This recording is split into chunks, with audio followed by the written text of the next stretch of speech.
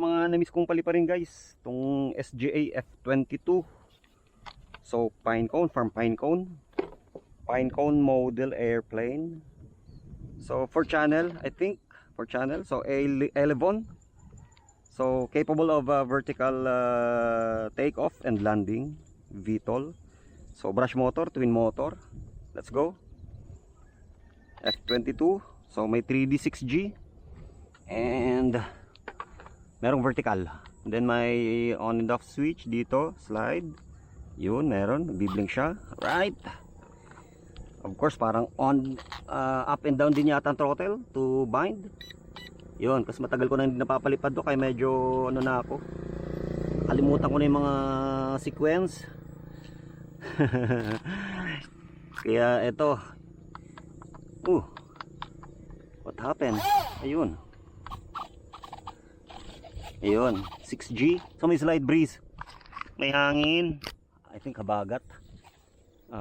Maghahantro na lang ako. Before wala tong mga lampos na to eh. So medyo mag-aalangan na tayo sa pag maneuver dyan sa bandarian. So yung lampos na and may slide breeze galing dyan sa harapan ko. So maghahantro na lang tayo. Ihahantro ko na lang siya dyan sa papunta dyan in this direction. So SGA F22A Raptor design. So maliit lang siya. And yeah, may ano siya, differential thrust and then elevator and aileron. So aileron combination. Yan, malakas din ang motor niya. 1S battery. Yun lang, 1S battery. Alright, let's go. And then meron siyang ano, parang 6G roll para sa mga beginners. Anyway, demo flight SGA F22. Yan, SG F22.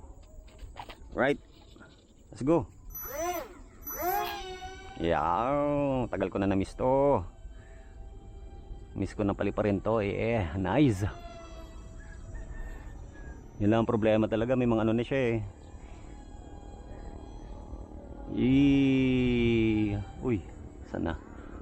Yun, nakakaduling Subukan natin itong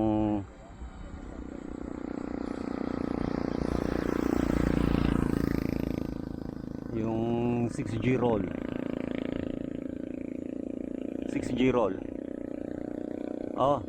Mukhang di na gumagana yung 6G roll niya.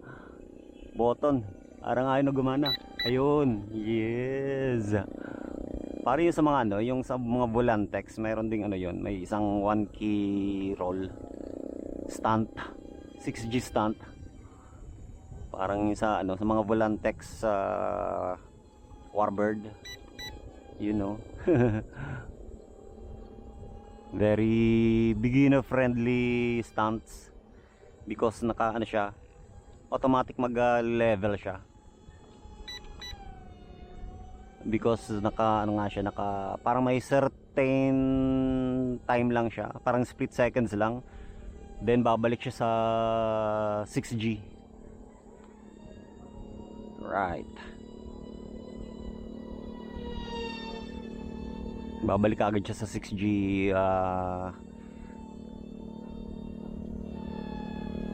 6G situation. Yan parang bilis lang split seconds lang, then back to 6G siya.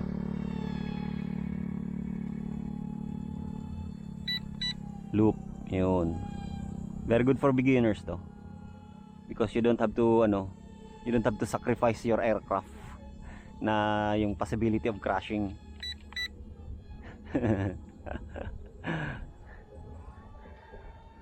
There's a big chance to crash pagka hindi ganito yung ginamit mo, especially sa mga beginners. Anyway, this is a very fine, very good RC toy. Yun lang you have to spend talaga if you are really a RC enthusiast. You have to spend.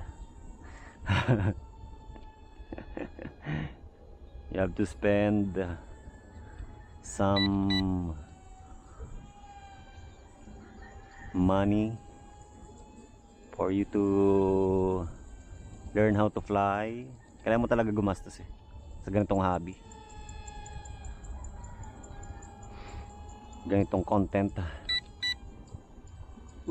Bakit? Nawala. Hindi tumuloy. Tagal na ako hindi nakapagpalipad. Because lately, panay ulan-ulan. And then, naging busy ako dun sa lupa na nabili ko. Inaasikaso ko, nililinisan ko. And then, paunti-unti kong tinataniman ng mga nyog and other fruit-bearing trees. Namimili ako ng mga fruit-bearing trees. Ang iba nabubuhay, yung iba hindi nabubuhay. So, hopefully in 2 to 3 years time makita ko na yung result. Actually parang investment na rin yun. And pagka bakasyon, plano kong pagawan ng kubo doon. And then pwede kong pahingahan pagka bakasyon, Sabado, Linggo, pagka stable na yung location, may kubo na, medyo malalaki na yung ano, may shade na, pwede na akong ano doon, magbaka-bakasyon or tumambay-tambay. Yun, mas maganda yung ikot nito pag ginagamitan mo ng ano ng Elebon no, sorry, ng differential thrust. Ayun, bilis oh. Yun oh, differential thrust yan eh. Pag sinasabay mo ng differential thrust yung ikot niya oh, yun oh. Differential thrust eh. Yung ano niya, yung motor niya. Ayan ah.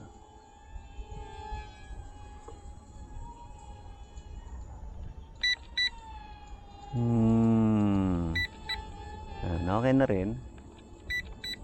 Ayan o. Pwede na rin. Maganda rin. SG F22 from Pinecone. Parang bagong ano to eh. Bagong manufacturer na ano. Bagong RC player. Brand. I don't know.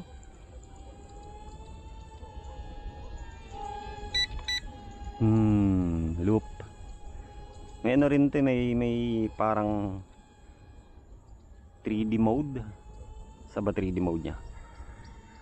2 0 vertical mode, tingnan. Ito 3D mode all the way down na ano. Minsan nakakalimutan ko eh. That's why once in a while you have to fly your RC stuff eh, para di mo makalimutan yung mga command eh. Ayun o. Ay, lobat. Land. Delikado, land na tayo.